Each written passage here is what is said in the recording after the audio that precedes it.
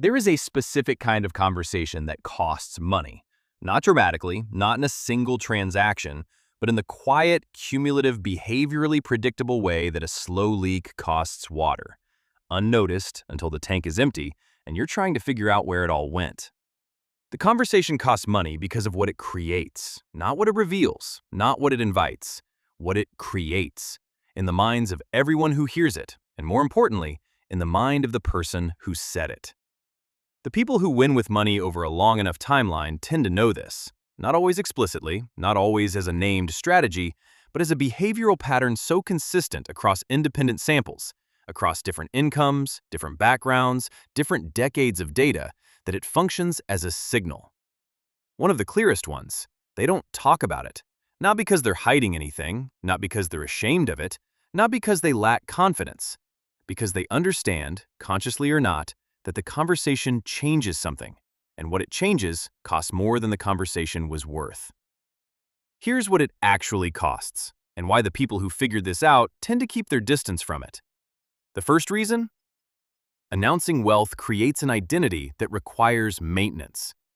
In 2023, researchers from Princeton and the University of Chicago, studying what they called identity-consistent spending, found a specific and expensive behavioral pattern. People who publicly establish a financial identity, through visible upgrades, through social disclosure, through the accumulated signals of consumption, begin unconsciously filtering every subsequent spending decision through a single question. Does this match who I said I am? The question doesn't run consciously. It operates below deliberate decision-making, as a background process that evaluates every purchase, every choice, every social situation against the standard that was publicly established. The person who mentioned their investment account at dinner now evaluates restaurant choices differently. The person who let people know about the raise now navigates every group expense from a different position. The person whose financial success is visible, even partially, even casually, is now maintaining something. And maintenance costs money. Conservatively, research estimates identity-consistent spending at $400 to $800 per month for people in professional social environments.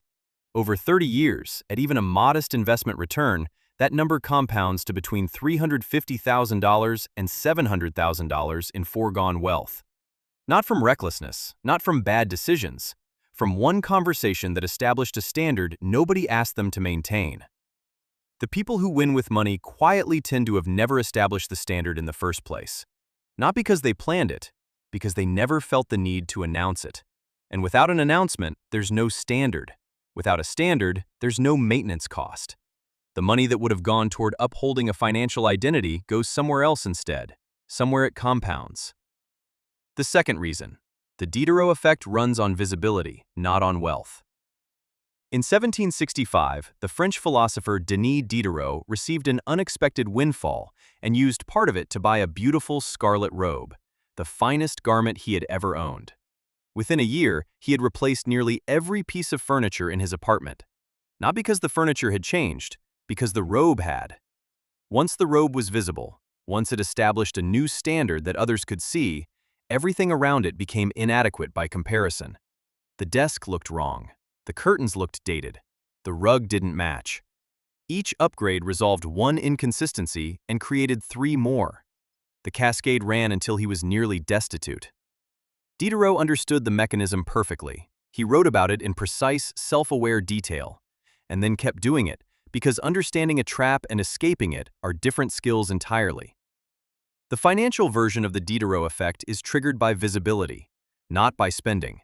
By the moment when other people's perception of your financial position gets updated, by a purchase, by a disclosure, by a visible upgrade, and a new reference point is established that the entire surrounding lifestyle must now match.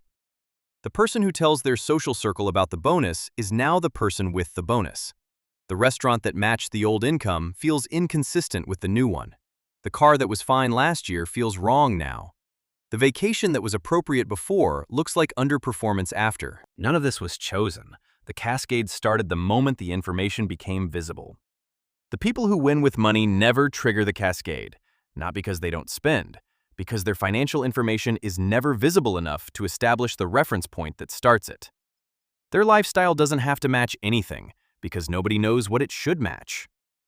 The third reason, Financial silence preserves negotiating position. Every significant financial decision involves leverage, and leverage belongs to the party with more options and less visible need. The person whose financial position is known, whose income, whose savings, whose net worth has become common knowledge in their social or professional environment, has lost a specific kind of leverage that doesn't announce its absence until the moment it's needed. The job negotiation, where the employer knows you're financially comfortable. The business deal, where the other party knows you have resources to deploy. The social situation, where your ability to absorb costs has become assumed rather than chosen. In each case, the knowledge that was shared freely is now being used by someone else to calibrate what they can expect from you. The person who wins with money has an unusual quality in negotiations and decisions. They always appear to have more options than they're presenting. Not because they're deceptive, because their actual financial position is genuinely unknown to the people across the table. That unknown is worth something, often considerably more than the social satisfaction of having shared the information. Howard Marks has written about this asymmetry, the party with the most information about their own position and the least information about the other party's position has the structural advantage. Financial silence is one of the most reliable ways to maintain that asymmetry over time. The fourth reason: the people who need to know already know. The people who don't need to know will use it. There's a consistent pattern in the behavioral economics literature on financial disclosure. The people whose knowledge of your wealth is most likely to benefit you, your financial advisors, your accountants, your legal counsel, are bound by professional obligation and have no social use for the information beyond its functional purpose. The people most likely to use financial information in ways that cost you money are the ones who receive it casually, socially, without a professional context to structure how it's used. They don't calculate the cost consciously. They don't intend harm. But they update their expectations, their asks, their sense of what's reasonable from you, based on the information that was shared. The family member who now assumes certain expenses will be covered. The friend group whose standards quietly upgraded after someone disclosed a financial milestone. The colleague whose sense of what's fair to expect recalibrated after a visible upgrade. None of these people are malicious. All of them are responding rationally to information that shouldn't have been available to them. The people who win with money share financial information with the people who need it and protect it from the people who don't.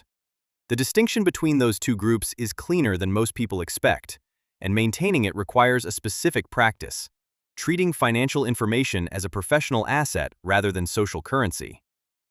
The fifth reason: silence is the only compounding that starts immediately. Every financial decision involves an opportunity cost. The dollar spent is a dollar not invested. The information disclosed is an information advantage surrendered.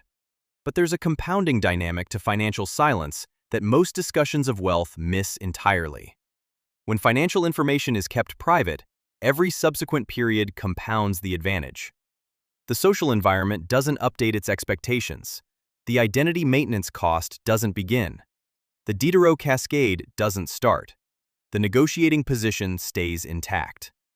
The emotional labor of managing others' financial expectations doesn't accumulate. These are not small numbers. They don't show up in any single month. But across years, across the compounding cycles that produce the actual difference between people who build something durable and people who earn well without accumulating anything, the gap between visible and invisible wealth is one of the most reliably documented patterns in financial research. The millionaire next door found it. Andy Thaler's mental accounting research found it. The Schwab survey that documented 36% of six-figure earners living paycheck to paycheck found it by implication. The pattern is consistent across sources, across decades, across income levels. The people who win with money are almost without exception financially quiet. Not because they were told to be, because the math, once understood, makes the case for itself. Silence compounds. Announcement costs. The people who figured this out tend not to say much about money, which is, of course, exactly the point.